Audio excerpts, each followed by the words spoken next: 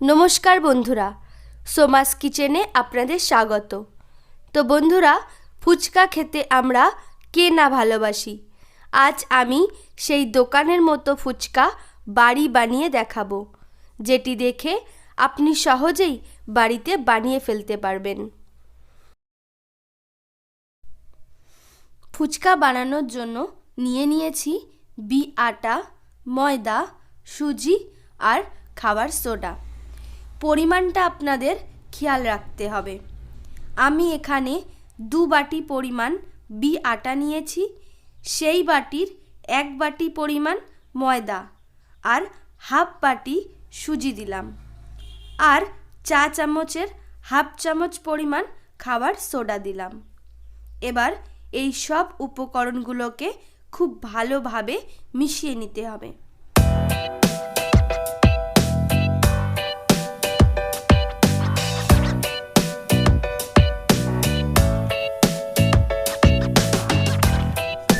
খুব ভালোভাবে মেশানোর পর অল্প অল্প করে জল দিয়ে আটাটাকে মেখে নেব। একেবারেই কিন্তু বেশি জল দিয়ে মাখবো না, অল্প অল্প পরিমাণ জল দেব আর মাখতে থাকব। মাখাটা কিন্তু শক্ত হবে, মাখতে মাখতে নরম হয়ে আসবে। 8 থেকে 10 মিনিট খুব ভালোভাবে মেখে নিতে হবে।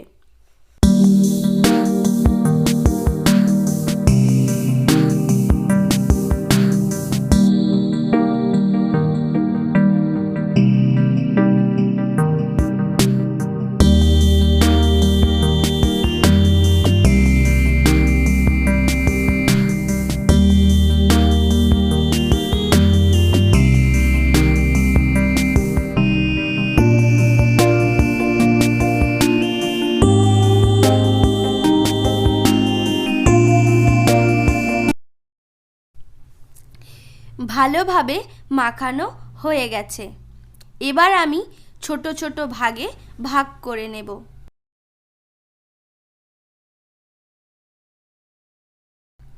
এবার এর এক অংশ নিয়ে লম্বা করে নেব, ঠিক এইভাবে বাকি অংশগুলোকেও আমি লম্বা করে নেব।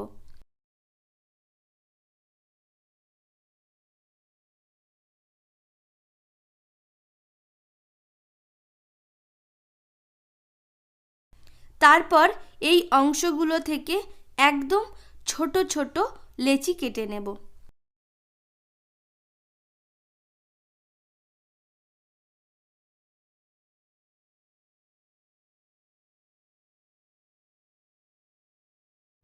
সব লেচি কাটা হয়ে গিয়েছে। এবার আমি এর মধ্যে ছড়িয়ে দেব সামান্য পরিমাণ আটা। এইভাবে ঠিক গোল করে নেব, তাহলে কিন্তু একটা একটা করে গোল করার প্রয়োজন হবে না। এরপর দিয়ে দিলাম খুব সামান্য পরিমাণ রিফাইন্ড অয়েল।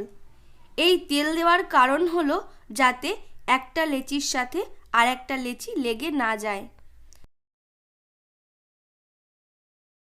সব মিশিয়ে নেওয়া হয়ে গেলে একটা পাত্রে ঢেলে নিলাম, আর ঢাকা দিয়ে 1 ঘন্টা আমি এইভাবেই রেখে দেব।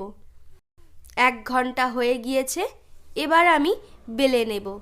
যতটা সম্ভব হবে পাতলা করেই বেলতে হবে। সব লেচিগুলোকে একবারেই বেলে নিতে হবে।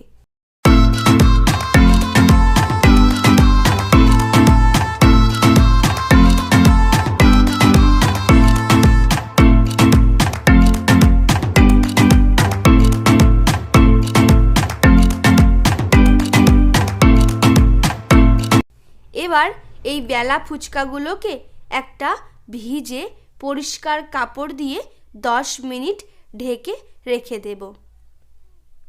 10 মিনিট হয়ে গেছে। এবার ফুচকা ভাজার পালা। তেল কিন্তু খুব ভালোভাবে গরম করে নিতে হবে। আমি এক একটা ফুচকাগুলোকে হাতে সাজিয়ে নেব। এবার তেলে দিয়ে দেব। তেলে দিয়ে কিন্তু নাড়াচাড়া করতে হবে যাতে ফুচকাগুলো সব ফোলে। দেখুন, সব ফুচকাগুলোই কিন্তু ফুলছে। ভাজা হয়ে গেলে তুলে নেব। এইভাবে আমি সব ফুচকাগুলো ভেজে নেব।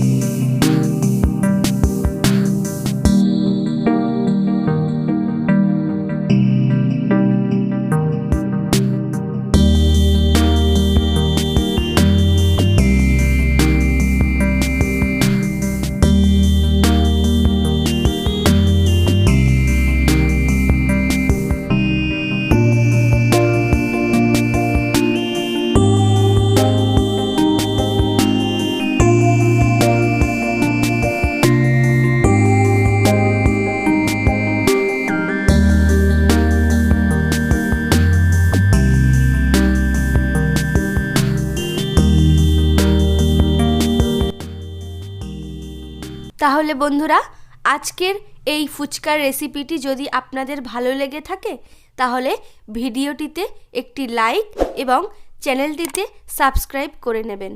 ধন্যবাদ।